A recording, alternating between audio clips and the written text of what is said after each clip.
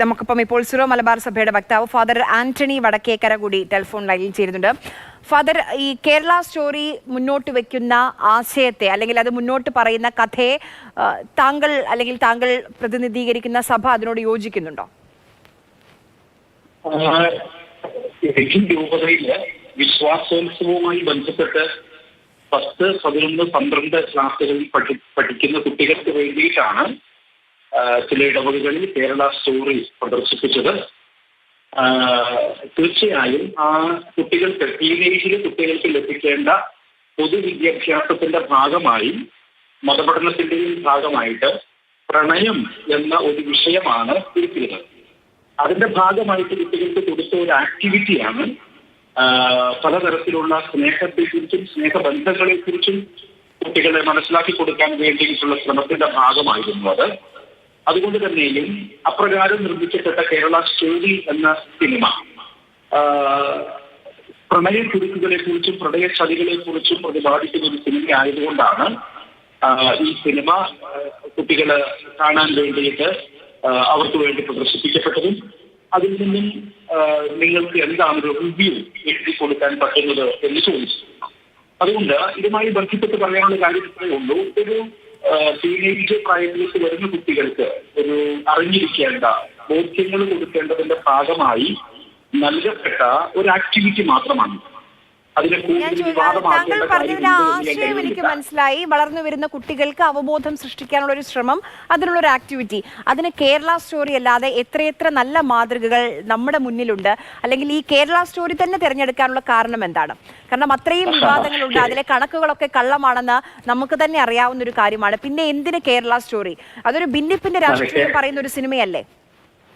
Kerala story മോശം പടമാണ് എന്ന് കേരള സ്റ്റോറി കണ്ട എനിക്ക് അഭിപ്രായമില്ല. താങ്കൾ അത് കണ്ടിട്ടുണ്ടോ എന്ന് എനിക്കറിയില്ല. എന്തായാലും ഞാൻ ആ സിനിമ കണ്ടതാണ്. അതുകൊണ്ട് കേരള സ്റ്റോറി ഒരു മോശം സിനിമയാണ് എന്നൊരു അഭിപ്രായം എനിക്കില്ല. അതുകൊണ്ട് തന്നെ ഈ പലതരത്തിലുള്ള ആക്ടിവിറ്റികൾ കുട്ടികൾക്ക് കൊടുക്കാറുണ്ട്. ഇത് ഞാൻ ഒന്നും കൂടെ കൂട്ടിച്ചേർത്തോട്ടെ. ഇത് വർഗീയമായ ഒരു ധ്രുവീകരണത്തിന് വേണ്ടിയിട്ടോ രാഷ്ട്രീയമായ മുതലെടുപ്പിന് വേണ്ടിയിട്ടോ ശ്രമിക്കേണ്ടതില്ല. ആരും അതിലേക്ക് വിവാദത്തിലേക്ക് വലിച്ചിഴക്കേണ്ടതില്ല. മറ്റൊരു കാര്യം കൂടി ഞാൻ കൂട്ടിച്ചേർക്കട്ടെ. ഇത് 4-ാം തീയതി നടന്നൊരു സംഭവമാണ് കേട്ടോ. 4-ാം തീയതി നടന്നൊരു സംഭവത്തെ നിങ്ങളുടെ കൈകളിലേക്ക് എത്തുന്നത് 4 ദിവസങ്ങൾക്ക് ശേഷം 8-ാം തീയതിയാണ്. അപ്പൊ തന്നെ ഇത് വലിയൊരു വിവാദത്തിന് കാരണമാകുന്ന ഒരു വിഷയമല്ല എന്ന് നിങ്ങൾക്ക് മനസ്സിലാകുമെന്ന് ഞാൻ കരുതുന്നു.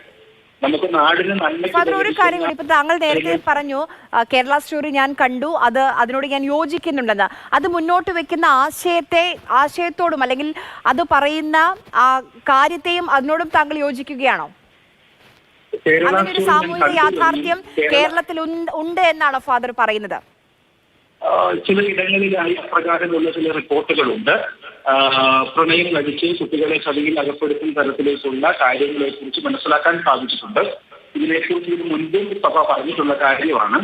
അതുകൊണ്ട് തന്നെ ഞാൻ ആവർത്തിക്കുന്നതാണ്, ഇതൊരു രാഷ്ട്രീയ മുതലെടുപ്പിന് വേണ്ടിയോ വർഗീയ ധ്രുവീകരണത്തിന് വേണ്ടിയോ ഒരു വിവാദമാക്കി വളർത്തുന്നത്. ചതിക്കുഴികളിൽ വീഴാതിരിക്കാൻ നമ്മുടെ കുട്ടികൾക്ക് അവബോധം കൊടുക്കേണ്ടതാണ്, അവരെ നല്ല മാതൃകകൾ പറഞ്ഞ് പഠിപ്പിക്കേണ്ടതാണ്. പക്ഷെ അതൊരു പ്രത്യേക മതവിഭാഗത്തെ മാത്രം പ്രതിസ്ഥാനത്ത് നിർത്തുന്നു എന്നുള്ളതിൽ ഒരു പ്രശ്നമില്ലേ?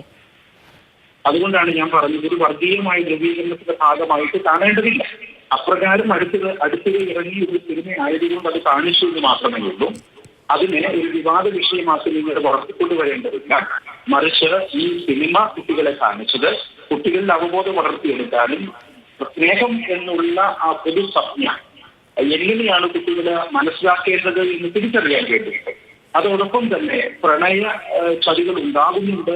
അപ്രകാരമുള്ള പ്രണയക്കുരുക്കുകളിൽ വീണു പോകരുത് എന്ന് ടീനേജിലുള്ള നമ്മുടെ കുട്ടികൾക്ക് 10, 11, 12 ക്ലാസ്സിൽ പഠിക്കുന്ന കുട്ടികൾക്ക് പറഞ്ഞു കൊടുക്കേണ്ട കാര്യമാണെന്ന് തന്നെയാണ് ഞാൻ കരുതുന്നത്. പൊതുസമൂഹത്തോട് എനിക്കൊരു അഭ്യർത്ഥനയുണ്ട്. എന്നെ കേൾക്കുന്ന എല്ലാവരും ഇപ്രകാരം നമ്മുടെ ടീനേജിൽ വളർന്നു വരുന്ന കുട്ടികൾക്ക് ഇപ്രകാരമുള്ള പൊതുബോധം നൽകേണ്ടതുണ്ട്.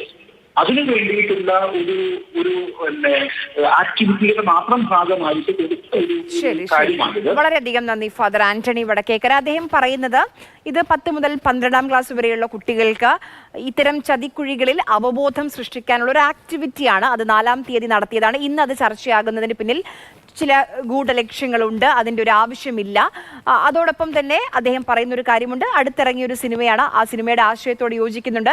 ചിലയിടങ്ങളിൽ കേരളത്തിൽ ഈ രീതിയിൽ ലവ് ജിഹാദും അല്ലെങ്കിൽ വഴി പെൺകുട്ടികളെ മതം മാറ്റാനുള്ള ശ്രമമൊക്കെ നടക്കുന്നുണ്ട്, അത് യാഥാർത്ഥ്യമാണെന്നൊരു അഭിപ്രായം കൂടി അദ്ദേഹം മുന്നോട്ട് വെക്കുന്നുണ്ട്.